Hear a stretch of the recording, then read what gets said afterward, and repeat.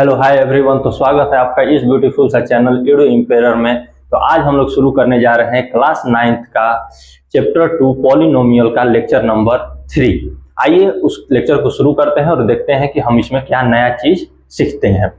तो सबसे पहले रिकैप का बात करेंगे कि रिकैप में हम लोग क्या बातें किए थे। तो रिकैप का अगर बात करें तो हम लोग आप अगर पिछला लेक्चर देख कर आए होंगे लेक्चर नंबर 4 या नहीं देखे होंगे तो उसको एक बार देख लीजिएगा। उसका लिंक आपको डिस्क्रिप्शन प्लेलिस्ट का लिंक आपको मिल जाएगा। तो रिकैप में हम लोग बात किए थे फैक्टर थ्योरम का। फैक्टर थ्योरम को बहुत अच्छे से हम लोग समझे थे, क्या होता है फैक्टर थ्योरम, कैसे ये काम करता है, कैसे चेक किया जाता है कि कोई किसी का फैक्टर है कि नहीं है। आज इसी चीज को आगे बढ़ाएंगे क्योंकि पूरा फैक्टराइजेशन पोर्शन जो है इसी पे आपका डिपेंड करता है। अगर आपको फैक्टर नहीं समझ में आ रहा है तो फिर फैक्टराइजेशन नहीं समझ में आएगा। तो इसलिए इस लेक्चर को आप एक बार जरूर देख लीजिएगा। आइए हम लोग बात करेंगे कि आज हम लोग कौन से टॉपिक को कवर करने जा रहे हैं। तो आज हम लोग उसी फैक्टर थ्योरम को आगे बढ़ाएंगे और फैक्टराइजेशन वाला जो पोर्शन है उसको आगे बढ़ाएंगे। अगर आप एनसीईआरटी को फॉलो करते होंगे तो एक ही चैप्टर में चैप्टर 2 में ही सब कुछ दिया हुआ है, नहीं तो साइड बुक वगैरह का फॉलो कर चैप्टर 3 भी बना दिया है, लेकिन हम यहाँ पर चैप्टर 2 में ही आपका सब कुछ कंप्लीट करा देंगे। तो आज हम लोग जो टॉपिक कवर करने वाले हैं उसमें मेनली है कि हम लोग फैक्टर के बारे में जानेंगे थोड़ा बहुत कि फैक्टर क्या होता है। उसके बाद मेथड ऑफ फैक्टराइजेशन हमका शुरू हो जाएगा। आज से हम लोग शुरू कर लेंगे method of factorisation. Method of factorisation जिसमें बहुत तरह के मेथड है, बहुत तरह के हम लोग फॉर्मूला वगैरह सीखेंगे, लेकिन आज हम लोग जो कवर करने वाले हैं वो bye taking out common factor. आज हम लोग सीखने वाले हैं कि कॉमन फैक्टर को कैसे कॉमन ले, मतलब जो भी कॉमन होता है दोनों में उसको कैसे कॉमन लेकर उसको फैक्टराइज करते हैं। उसके बाद अगले लेक्चर का आप इंतजार करिएगा, अगला लेक्चर बहुत जल्दी मिल रहा है जिसमें हम लोग फैक्टराइजेशन बाय ग्रुपिंग सीखेंगे और उसके बाद धीरे धीरे हम लोग सभी फॉर्मूला जितना भी है सबको डिस्कस करते हुए आगे इस चैप्टर को अंत की तरफ ले जाएंगे। ए स्क्वायर माइनस बी स्क्वायर, ए क्यू माइनस बी क्यू, ए क्यू प्लस बी क्यू, ए प्लस बी का होल क्यू, सब करेंगे, एक एक फॉर्मूला करेंगे, कुछ फॉर्मूला को प्रूफ भी देखेंगे, लेकिन उसके लिए आपको थोड़ा सा इंतजार करना पड़ेगा। तो आज हम लोग बस एक टॉपिक का बात करेंगे जिसका नाम है taking out common factor. Method of factorisation में हम लोग आज इसी टॉपिक का बात करने वाले हैं। तो आइए हम लोग सबसे पहले देखते हैं कि आपका फैक्टर होता क्या है।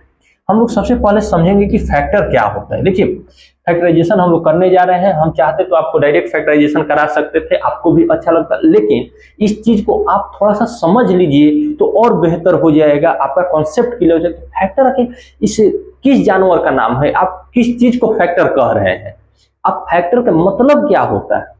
ऐसे तो हम लेक्चर नंबर पिछला लेक्चर में भी बात किए हैं कि किसको फैक्टर कहते हैं, लेकिन यहाँ पर थोड़ा सा हम बात करेंगे। देखिए फैक्टर कहने का मतलब एकदम दिमाग में बैठा लीजिए कि किसी भी नंबर का कोई नंबर तभी फैक्टर, अगर नंबर पर बात करें वो उसको एग्जैक्टली अगर डिवाइड कर रहा है तो सीधी सी बात। अगर हम आपसे कहेंगे कि 25 का फैक्टर बताइए तो 25 का फैक्टर सब नंबर थोड़े हो जाएगा। फैक्टर तभी होगा जब उसको डिवाइड कर, डिवाइड एग्जैक्टली डिवाइड कर, डिवाइड करने पॉइंट में डिवाइड कर देगा तो थोड़े हो जाएगा, एग्जैक्टली डिवाइड करना चाहिए। अब जिसे 1 से हो जाएगा, उसके बाद 1 से हो जाएगा, 2 से होगा, 25 से नहीं होगा, तो 25 होगा लेकिन पॉइंट में हो जाएगा ना, तो वो नहीं होगा उसका फैक्टर, एग्जैक्टली डिवाइड होना चाहिए। बात समझ में आ रहा है। तो 2 से नहीं होगा, कितना होगा, 3 से नहीं होगा, 4 से नहीं होगा, किससे होगा, 5 से होगा, 6 से नहीं होगा, 7 8 9 10 11 12 13 14 15 16 17 18 ऐसे चेक कर लीजिए किस किस से होगा। तो 1 5 और 25, 25 का फैक्टर यही है, 1 5 और 25। हम आपसे 16 का कहेंगे फैक्टर लिखिए, तो 16 का फैक्टर अगर आपसे कोई पूछ रहा है इसका मतलब कि आप वैसा संख्या बताइए कि जो 16 को एग्जैक्टली डिवाइड कर दे रहा है, एग्जैक्टली डिवाइड कर रहा है। तो जैसे क्या क्या हो जाएगा 16 का फैक्टर में, एक 1 हो गया, एक 2 हो गया, एक 4 हो गया, उसके बाद 8 हो गया। अब बताइए इसके अलावा कोई है जी, 1 है, 2 है, 3 होगा नहीं, 3 से 16 डिवाइड होता है? नहीं होता है। 4 हो गया, 8 हो गया, 10, 11, 12, 13, 14, 15 कुछ नहीं होगा, अब डायरेक्ट होगा 16। ये सभी क्या है? फैक्टर। अब वही चीज हम लोग को ये नंबर पे फैक्टर हम लोग जान रहे हैं, ये नंबर का सीख रहे हैं।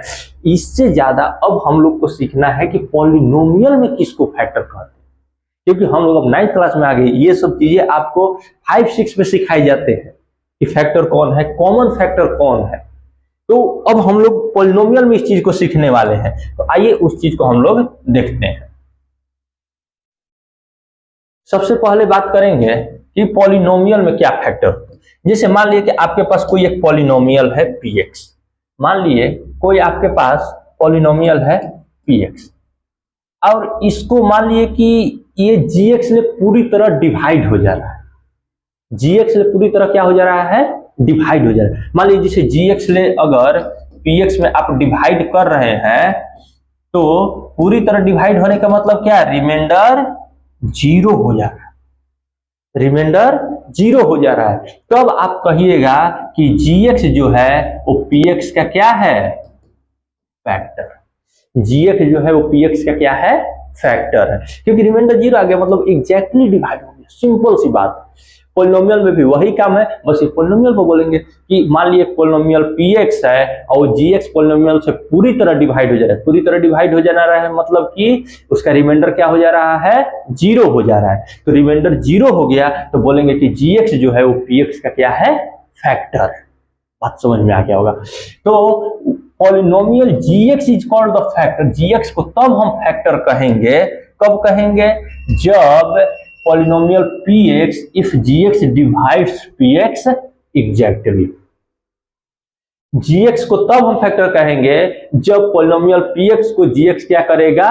पूरी तरह डिवाइड कर देगा, मतलब रिमाइंडर में कुछ नहीं बचना चाहिए। रिमाइंडर क्या बचना चाहिए? 0। अगर एक पॉलिनोमियल px है और उसको gx पॉलिनोमियल पूरी तरह डिवाइड कर दे रहा है, जिसमें रिमाइंडर 0 हो जा रहा है, तो उसको बोलेंगे कि gx जो है वो px का क्या है? फैक्टर है। उम्मीद करते हैं आपका क्लियर होगा। जैसे px हो गया। अब मान लीजिए जैसे एग्जांपल लीजिए, x-2 को इसमें डिवाइड करिए। जब x-2 से उसको डिवाइड करिएगा तो देखिए x-2 अगर लॉन्ग डिवीजन से करना चाहते हैं तो लॉन्ग डिवीजन से x² प्लस 3x माइनस 10, इसको डिवाइड करेंगे कितना आएगा? तो x बार में x² minus 2x, sign change करेंगे मतलब घटाएंगे, ये 3 2 5x minus 10 plus 5x minus 10, sign change करेंगे, क्या हो गया? रिमाइंडर 0 आ गया। तो यहां से हम बोल सकते हैं कि x-2 जो होगा वो x² प्लस 3x माइनस 10 का क्या है? फैक्टर है, मतलब कि रिमाइंडर 0। अगर आपको लॉन्ग डिवीजन नहीं चेक करना है, आप रिमाइंडर थ्योरम से चेक कर लीजिए। कैसे चेक करेंगे? तो चेक करेंगे, इसका वैल्यू रखेंगे x बराबर -1। जैसे सेकंड वाले को अगर हम रिमाइंडर थ्योरम से चेक करना चाहें तो देखिए, सेकंड वाले को रिमाइंडर थ्योरम से अगर हम चेक करना चाहें तो सेकंड वाले को अगर रिमाइंडर थ्योरम से चेक करना चाहें तो मान लीजिए कि आपके पास पॉलिनोमियल ये है x² प्लस 10x प्लस 9 है, ठीक है। तो अगर x प्लस 1 इसका फैक्टर है तो आप चेक करते हैं, x प्लस 1 को क्या करेंगे? 0 के बराबर करेंगे, x बराबर क्या हो जाएगा? -1 हो जाएगा। ये आपका रिमाइंडर थ्योरम में है, इसका हम लोग बात कर लिए हैं। आप पिछला लेक्चर जाके देख लीजिए, रिमाइंडर थ्योरम का एकदम अलग से एक सेपरेट वीडियो दिया गया है रिमाइंडर थ्योरम का। अब इसमें -1 पुट करिए तो -1 का square plus 10 into -1 plus 9, 1 plus नहीं -10 प्लस 9, 9 प्लस 1 10 माइनस 10, क्या आ गया? रिमाइंडर 0 आ गया। रिमाइंडर 0 आ गया मतलब कि ये x प्लस 1 जो है इस पॉलिनोमियल का फैक्टर है। इसका मतलब क्या है कि x प्लस 1 जो होगा इस पॉलिनोमियल को पूरी तरह क्या कर देगा? डिवाइड कर देगा, मतलब रिमाइंडर क्या हो जाएगा? 0 हो जाएगा। बात समझ में आ रहा है? तो इसमें क्या मतलब है कि x-2 इस पॉलिनोमियल को पूरी तरह क्या कर देगा? डिवाइड कर देगा। आइए हम लोग नेक्स्ट स्लाइड पे चलते हैं। सबसे पहले सेकंड में हम बात करेंगे फैक्टराइजेशन क्या होता है। आइए धीरे से इसको समझते हैं। पहले फैक्टराइजेशन किसको कहते हैं? अरे भाई फैक्टराइजेशन वही फैक्टर तो हो गया। आज जब किसी भी चीज को उसके फैक्टर के मल्टीपल में लिख दिया जाता है तो वही उसका फैक्टराइजेशन हो गया। मतलब इस प्रकार उसके फैक्टर के मल्टीपल में लिखिए कि अब उस फैक्टर का फैक्टराइजेशन नहीं हो सकता, तब वो उसका फैक्टराइजेशन कहलाए। मतलब लोवेस्ट, जैसे मान लिए यहां 20 है, 20 है, नंबर पर समझिएगा, तो इसको हम क्या लिख सकते हैं, 10 इंटू 2 लिख सकते हैं ना, 10 इंटू 2। ये अभी इसका प्राइम फैक्टराइजेशन नहीं हुआ। इसका प्राइम फैक्टराइजेशन कब होगा, जब इस 10 को अब तोड़ दीजिए, 5 इंटू 2 इंटू 2। अब देखिए, अब इसको फर्दर फैक्टराइज नहीं कर सकते, अब इसको ब्रेक डाउन नहीं कर सकते हैं, तो इसको बोलेंगे कि ये जो है ये 20 का क्या है, प्राइम फैक्टराइजेशन। अब देखिए, प्राइम फैक्टराइजेशन कहने का और भी मतलब होता है कि इसमें देखिए सब प्राइम नंबर आएगा, क्योंकि अब फर्दर ब्रेक डाउन नहीं होगा। 5 दूना 10, 10 दूना 20। नहीं तो 20 को लिखने के बहुत सारे तरीके, ऐसे लिख सकते हैं, 5 इंटू 4 लिख सकते हैं, लेकिन फिर इसको तोड़िएगा तो 4 को तोड़िएगा तो क्या लिखेगा, 5 इंटू 2 इंटू 2। तो देखिए फिर से वही आ जाएगा, लेकिन ये दोनों अलग अलग आ रहा है, एक 10 इंटू 2 लिख रहा है, 5 इंटू 4 लिख रहा है, लेकिन ये जो आएगा वो सब सेम आएगा। उसी बात को अब हम लोग को पॉलिनोमियल में अप्लाई कर देना है, इतना रिलेट कर रहे हैं, आपका नंबर से उठा के हम पॉलिनोमियल में ला रहे हैं आपको। तो देखिए उस चीज को समझिए, क्या होता है, to express a given polynomial, किसी भी पॉलिनोमियल को आप इस प्रकार एक्सप्रेस करिए as the product of polynomials, product of polynomial. बस अंतर ये होना चाहिए कि उस जो पॉलिनोमियल जिसके प्रोडक्ट में कर रहे हैं उसका डिग्री उससे कम होना चाहिए, और साथ में डिग्री इतना कम होना चाहिए कि अब वो फर्दर फैक्टराइज नहीं होना चाहिए। तो each of degree less than that of the given polynomial, जो भी पॉलिनोमियल आपको गिवन है, जैसे मान लीजिए यहाँ पर ये पॉलिनोमियल आपको दिया हुआ है, जैसे देखिए x² - 16, इसका फैक्टराइजेशन क्या लिखा हुआ है, x - 4 x + 4। अब बात को समझिएगा, इसका डिग्री 2 है, इसका डिग्री क्या होता है, अगर इसमें भी अभी कंफ्यूजन है तो चाहिए देखिए पिछला लेक्चर, सब एक एक टॉपिक आपका क्लियर किया गया है। लेक्चर 1 देख लीजिए, आपको पॉलिनोमियल में 10th तक कोई दिक्कत नहीं होने वाला है, इतना गारंटी ले रहे हैं। तो डिग्री क्या हो गया, इसका 2 हो गया, सीधी सी बात। इसका डिग्री क्या है भैया, इसका डिग्री तो 1 है, इसका डिग्री कितना है भैया, इसका डिग्री 1 है भाई।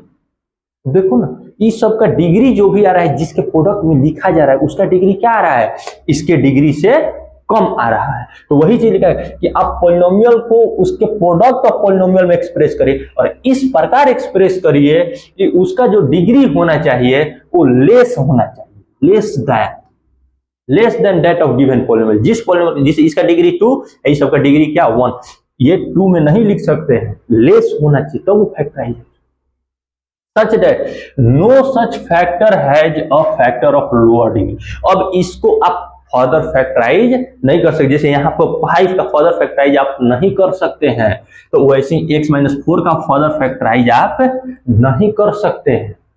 तो इसको कहते हैं, इसका फैक्टर इसीलिए लिखा गया है कि लोअर डिग्री का of further factorise has a factor of lower degree, such that no such a factor, अब उसका कोई भी फैक्टर नहीं होना।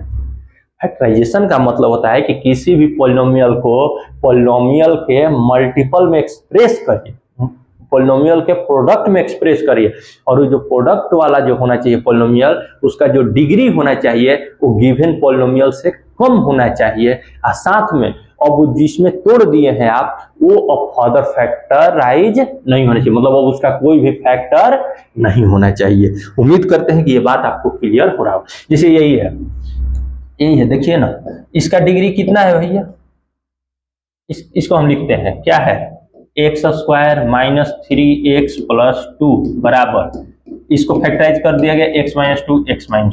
अब बताइए ना, इसका डिग्री कितना है, इसका डिग्री 2, इसका डिग्री कितना है, इसका डिग्री 1, इसका डिग्री कितना है, एक एक का पार्ट कर रहे हैं, 1 है। इसका डिग्री जो भी है सबका, ये भी अपने आप में पॉलिनोमियल है, ये भी अपने आप में पॉलिनोमियल है, तो ये पॉलिनोमियल हो गया, इस पॉलिनोमियल के इस दोनों के प्रोडक्ट के फॉर्म में एक्सप्रेस कर दिया गया, और इस सब का जो डिग्री है इसके डिग्री से क्या है, कम है, और साथ में अब इसका फर्दर फैक्टराइज आप नहीं कर सकते, मतलब अब इसमें कोई भी कॉमन फैक्टर नहीं है। बात समझ में आ रहा है, बात समझ में आ रहा है, उम्मीद करते हैं बात समझ आ गया होगा। तो इसको कहते हैं फैक्टराइजेशन। इतना क्लियरिटी के साथ आपको क्लियर होगा। आइए हम लोग नेक्स्ट स्लाइड पे चलते हैं। देखिए ये फॉर्मूला है, आप भी देखे होंगे, हम भी देख रहे हैं, लेकिन इस फॉर्मूला को अभी हम बिल्कुल आपको नहीं कहेंगे कि आप इसको याद करिए, ये याद हो जाएगा, हम याद करा देंगे, लेकिन एक बार लोड ले लीजिएगा और इतना सारा फॉर्मूला है कैसे याद करें। हो सकता है बहुत लोग होंगे जिनको पहले से ये सब याद होगा, ऐसा बात नहीं है। बहुत लोग होंगे जिनको नहीं याद होगा। आज कितने लोग होंगे जो पहली बार सुन रहे होंगे। तो अलग अलग लोग होते हैं, अलग अलग बच्चे होते हैं। तो इसको हम नहीं कहेंगे कभी रट्टा मार लीजिए, सब समझ लीजिएगा, क्योंकि इतना हम लोग क्वेश्चन इसमें प्रैक्टिस करिएगा, धीरे धीरे सब फॉर्मूला याद हो जाएगा। तो इसको अभी नहीं याद करना है, इसको अभी याद नहीं करना है। इसको बस ध्यान में रखिएगा कि सभी पर हम लोग बात करें, सभी पर एक एक फॉर्मूला पे हम लोग बात करेंगे फैक्टराइजेशन में, और एक एक के लिए आपको सेपरेट सेपरेट वीडियो देंगे। जब मन तब आप खोलिए, जब मन आप देख लीजिएगा।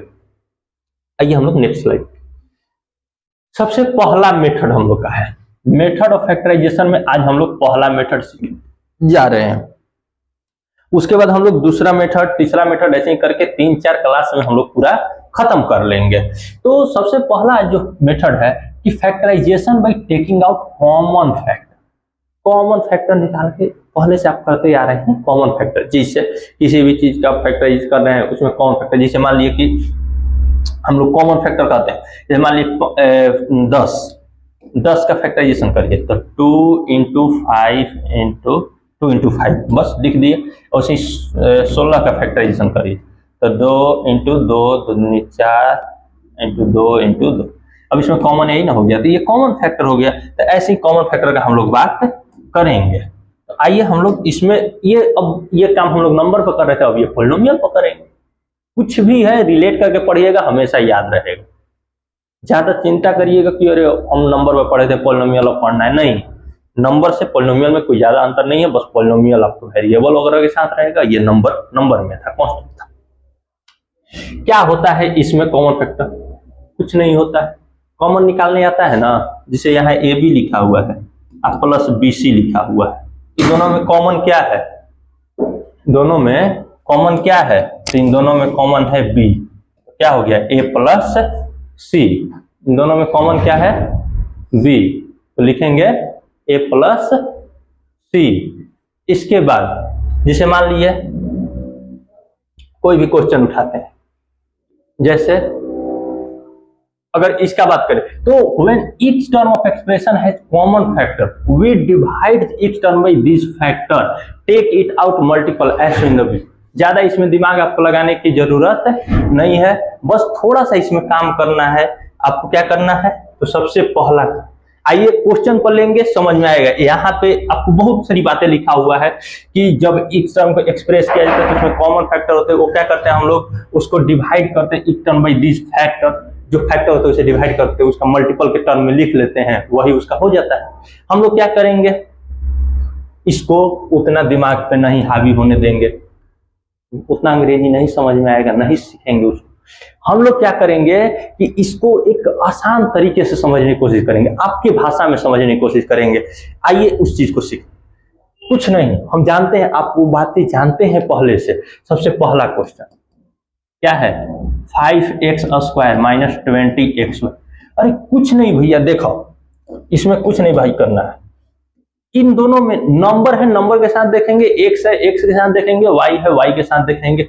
जो कॉमन होगा दोनों में होगा उसको कहेंगे आओ बाहर, आओ बाहर, आओ बाहर। सबको बाहर निकालते जाएंगे, जो एक जैसा मिल गए बाहर बाहर बाहर, बाकी जो बच गए बच गए।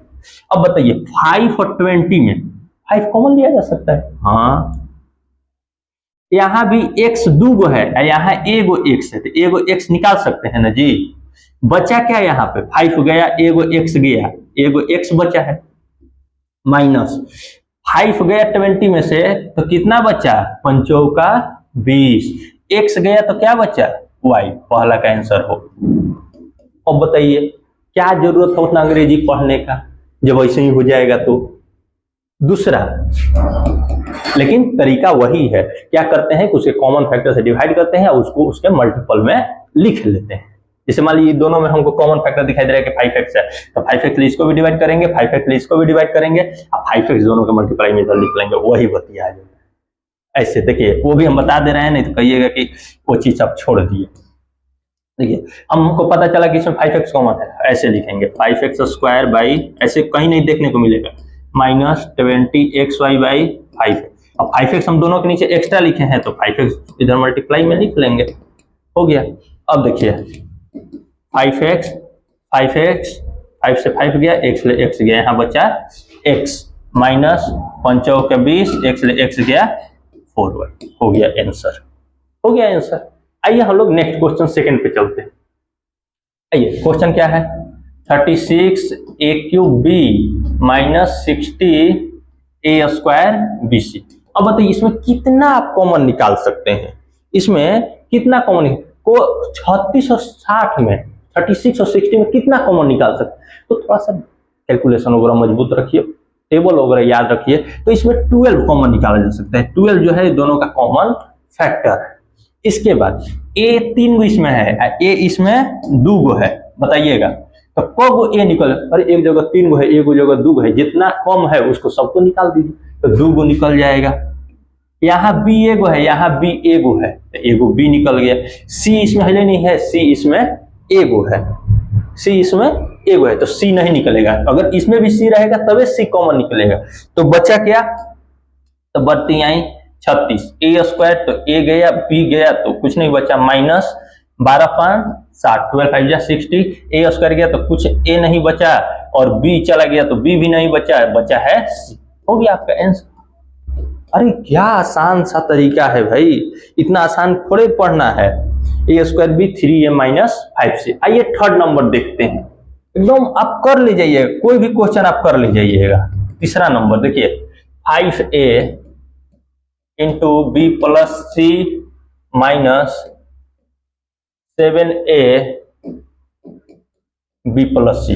अब हमको बताइए इन दोनों में कॉमन क्या है, तो यहाँ भी b प्लस सी मल्टीप्लाई में, यहाँ भी b प्लस सी मल्टीप्लाई में, दोनों में कॉमन है, b प्लस सी कॉमन ले लीजिए, b प्लस सी कॉमन हो गया, बचा क्या यहाँ पर 5a माइनस 7। अब इसमें कुछ कॉमन नहीं है तो अब नहीं निकाल सकते हैं, तो 5a minus 7b into B plus C, ये हो गया आपका आंसर तीसरा का। आइए हम लोग चौथा क्वेश्चन देखते हैं। चौथा क्वेश्चन देखिए, चौथा क्या है, तो 6 इंटू 2a प्लस 3b का whole square minus 8 into 2a plus 3b का होल स्क्वायर। अब हमको देखिए यहाँ पर थोड़ा सा 2a प्लस 3b क्या होगा, कॉमन हो जाएगा, 2a प्लस 3b यहाँ 2 गो है, 2a प्लस 3b यहाँ एगो है, तो एगो 2a प्लस 3b कॉमन हो जाएगा। इसके साथ अब आप कहिएगा कि 2a प्लस 3b गया तो यहाँ बचा क्या, यहाँ 6 बचा, यहाँ 2a प्लस 3b बचा, यहाँ क्या बचा, तो माइनस 8 बचा, और 2a प्लस 3b बचा ही नहीं, तो ये ऐसे रहा। अब लेकिन अभी इसमें से अभी भी कॉमन निकाला जा सकता है, यहाँ पर 6 है, यहाँ 8 है, तो 6 और 8 में से भी अभी कॉमन है ना जी, क्या कॉमन है, 2 कॉमन है। हम लोग तब तक कॉमन निकालेंगे जब तक कि अब फर्दर उसमें कोई भी कॉमन फैक्टर न रहे। तो 2 6 और 8 में कितना, 2 कॉमन निकाल लीजिए, तो 2 इंटू 2a प्लस 3b, यहाँ क्या बचा, तो यहाँ बचा 3, 3 दूना 6, 2a प्लस 3b माइनस 2 चौके 8।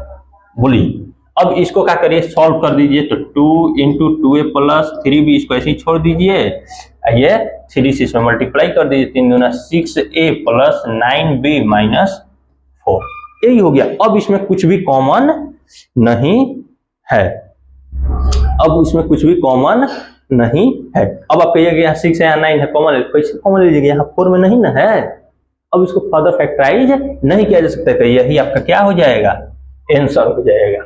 तो तब तक कॉमन निकालते रहिए जब तक कि वो अब उसमें कुछ भी कॉमन न रहता। आप आंसर देख लीजिए, बहुत आसानी से हो गया, कुछ नहीं, जो देखिए बस क्या क्या है उसको कॉमन निकाल, जो दोनों में दिखाई दे दिया वो कॉमन निकाल देना। अल्फाबेट वाले में तो कोई दिक्कत नहीं, वेरिएबल में तो कोई दिक्कत नहीं, नंबर वाले में सोच लीजिए ना कितना कॉमन निकाला जा सकता है मैक्सिमम। आइए हम लोग नेक्स्ट क्वेश्चन, एंड आज के हो सकता है कि ये लास्ट क्वेश्चन, तो इसको हम करा नहीं रहे हैं, इसको आपको खुद से करना है।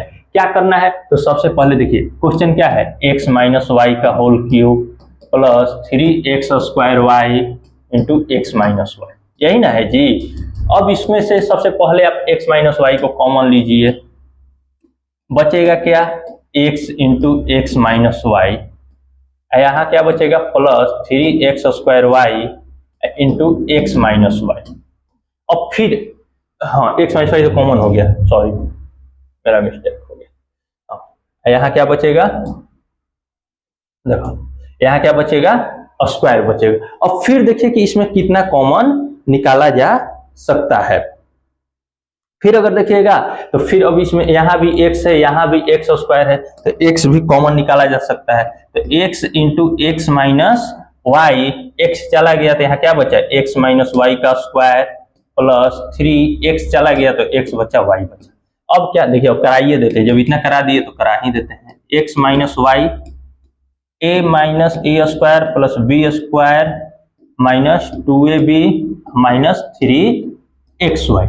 उम्मीद करते हैं कि आपको समझ में आ रहा होगा। x into X minus Y into a² plus b² minus minus 3 2 5x। अब इसमें से आप कोई भी फर्दर कॉमन नहीं निकाल सकते। ओहो हो, यहाँ प्लस है, ये प्लस और ये 5 नहीं होगा, क्या हो जाएगा, 3 में ले 2 गया 1 x। ये आपका क्या हो गया, एक खूबसूरत सा आंसर हो गया। तो इसका फैक्टर यही है, देख लीजिए, कुछ नहीं करना है, वही जो दिखाई दे रहा है वो सबको कॉमन में निकालते जाना है। तो उम्मीद करते हैं कि आपको ये चीज समझ में आ गया होगा। देखिए आज हम लोगों ने क्या क्या कवर किया, तो हम लोग यहाँ से शुरू किए, आपको फैक्टर थ्योरम हम लोग पिछला लेक्चर में बात किए हैं। अगर कोई भी दिक्कत है तो आप उस लेक्चर को जाके एक बार देख लीजिएगा। इसके बाद इस फैक्टर समझे, फैक्टर क्या होता है, उसके बाद समझे फैक्टराइजेशन क्या होता है, कुछ फॉर्मूले का बात किए। मेथड में पहला मेथड आज हम लोग सीख चुके हैं जिसमें कॉमन निकालना है। और इसी के साथ आज के लिए इतना ही रखेंगे। आपका दिन शुभ हो। Thank you. हर हर महादेव।